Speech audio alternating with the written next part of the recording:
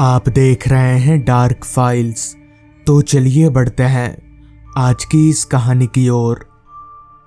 सुबह सुबह नहा धोकर मैं जब ऑफिस पहुंचा तभी मेरे फोन पर मेरी पत्नी का कॉल आया। मैंने फोन उठाया तो सामने से उसने बताया कि उसके पिताजी यानी मेरे ससुर जी अब उनकी तबीयत दिन पर दिन बिगड़ती जा रही है। लग नहीं रहा कि वो अब ज्यादा दिनों तक बच भी पाएंगे और उनकी ये इच्छा है कि वो अपने आखिरी वक्त पर मुझे देखें।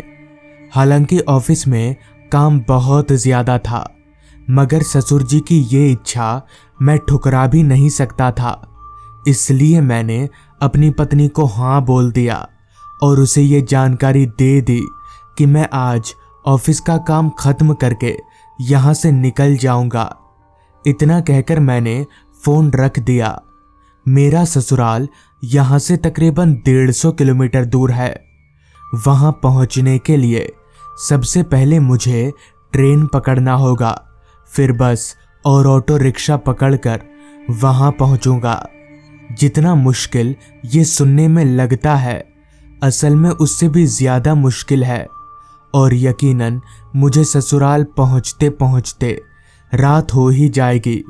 खैर अब मेरे हाथ में तो कुछ था नहीं तो मुझे ये मुश्किल भरा काम करना ही पड़ेगा।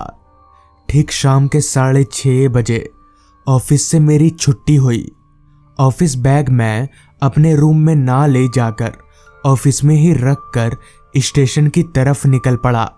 स्टेशन पहुंचकर मैंने ट्रेन पकड़ा और वहीं से मेरा सफ़र शुरू हो गया।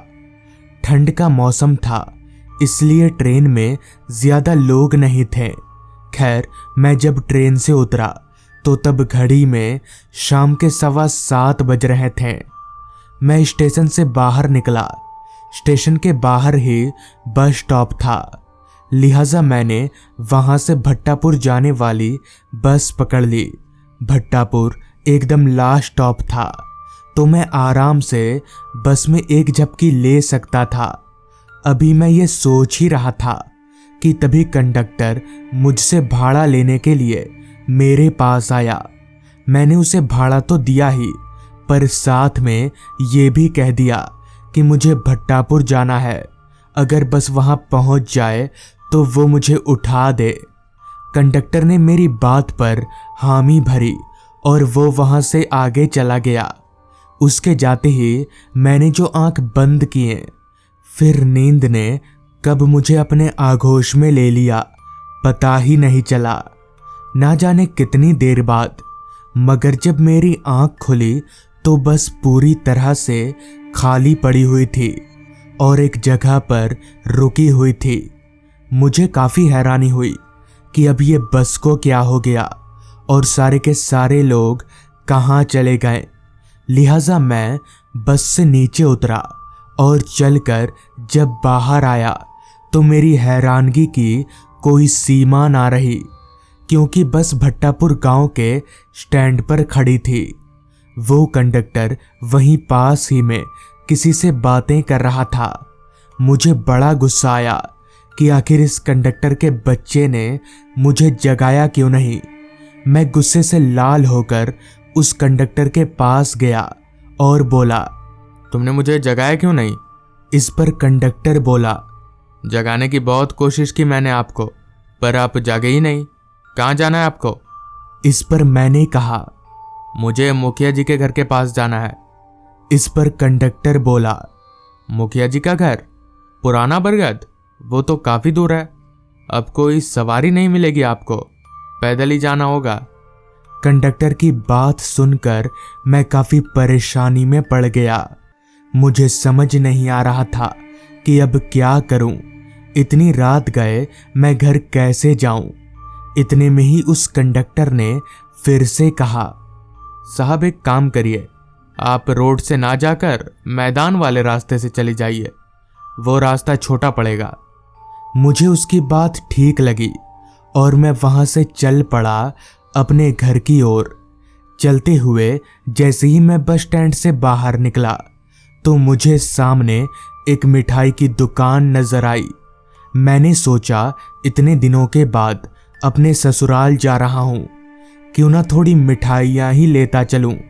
इतना सोचकर मैं मिठाई खरीदने उस दुकान में घुस गया। वहां से मैंने कुछ मिठाइयाँ खरीदी और वापस से अपनी मंजिल की तरफ आगे बढ़ने लगा। हालांकि अभी ज्यादा रात नहीं हुई थी, पर क्योंकि वो एक ग्रामीण इलाका था, इसलिए रास्ता पूरी तरह से सुनसान हो रखा था। एक हाथ में मिठाइयों से भरा थैला और दूसरे हाथ में मोबाइल टॉर्च लिए मैं आगे बढ़े जा रहा था।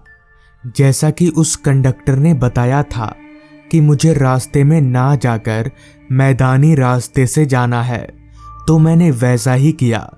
रास्ते के एक छोर से मैं नीचे मैदान में उतर गया और मैदानी रास्ते से होकर आगे बढ़ने लगा। दोनों तरफ से घिरे रास्ते के मुकाबले खुले मैदान में चलने पर मुझे ज्यादा ठंड लग रही थी। हवाओं का तो ये हाल था जैसे कोई बर्फ के गोले फेंक कर मार रहा हो।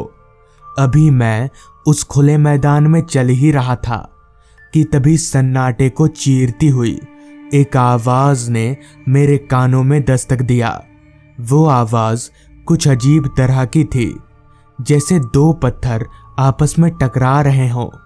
मैंने एक नजर अपने आसपास देखा, मगर वहां दूर दूर तक मेरे अलावा और कोई नहीं था। तो फिर ये आवाज कहां से आ रही होगी? सवाल तो यही था, पर इसका जवाब मुझे मिल नहीं पा रहा था। खैर, मैं चलता रहा। अभी मैं चल ही रहा था कि तभी वो आवाज और तेज हो गई, जैसे कहीं आसपास से ही आ रही हो। मैं और भी ज्यादा चौकन्ना हो गया। मैंने उस आवाज को थोड़ा और ध्यान से सुनने की कोशिश की, तो पता चला कि वो आवाज कहीं और से नहीं बल्कि मेरे पीछे से ही आ रही है। मैं हड़बड़ाते हुए पीछे पलटा, मगर अजीब बात तो ये थी कि मेरे पीछे दूर दूर तक कोई नहीं था। मुझे लगने लगा था कि जरूर मेरी तबीयत बिगड़ गई है। इतना बड़ा वहम मुझे नहीं हो सकता है। ये सोचकर मैंने अपने चलने की रफ्तार को और भी तेज कर दिया। अभी मैं तेजी से आगे बढ़ ही रहा था कि तभी मैंने जिस हाथ में मिठाई का थैला पकड़ा हुआ था, उसी हाथ पर मुझे कुछ महसूस हुआ। किसी ने मेरे उस हाथ को पकड़ लिया, पर मुझे ऐसा महसूस नहीं हो रहा था कि वो किसी इंसान का हाथ हो, बल्कि ऐसा लग रहा था जैसे किसी पत्थर के हाथ ने मेरे हाथ को पकड़ा हो। मैं तुरंत पीछे पलटा, तो पीछे का नज़ारा देखकर मेरे डर की कोई सीमा ना रही, क्योंकि ठीक मेरे पीछे एक इंसानी कंकाल खड़ा था। उस कंकाल की आंखें सफ़ेद चमक रही थी और उसके पूरे शरीर में मांस का एक टुकड़ा भी नहीं था। मुझे समझ आ गया कि पत्थर टकराने की आवाज इसी कंकाल में से आ रही थी। मैंने उस कंकाल से तुरंत अपना हाथ छुड़ाया और वहां से दौड़ना शुरू कर दिया। मैं बिना कुछ सोचे समझे बेतहाशा बस भागे जा रहा था। यहां तक कि डर के मारे मैं पीछे पलटकर भी नहीं देख रहा था। जी जान लगाकर अभी मैं उस मैदान में भाग ही रहा था कि तभी मुझे एक छोटी सी झोपड़ी नजर आई। मैंने सोचा कि अभी इस झोपड़ी में जाकर बैठ जाता हूँ, बाद में जो होगा देखा जाएगा। लिहाजा मैं दौड़ते हुए उस झोपड़ी के दरवाजे पर गया और दरवाज़ा पीटने लगा। मेरे 2-3 बार दरवाज़ा पीटने पर शॉल ओढ़े एक आदमी ने दरवाज़ा खोला। मैं बिना किसी सवाल जवाब के झोपड़ी के अंदर घुस गया। तभी वो शॉल वाला आदमी चलते हुए मेरे पास आया और बोला, क्या हुआ, ऐसे हाफ क्यों रहे हो तुम? इस पर मैंने उस आदमी को पूरी बात बता दी।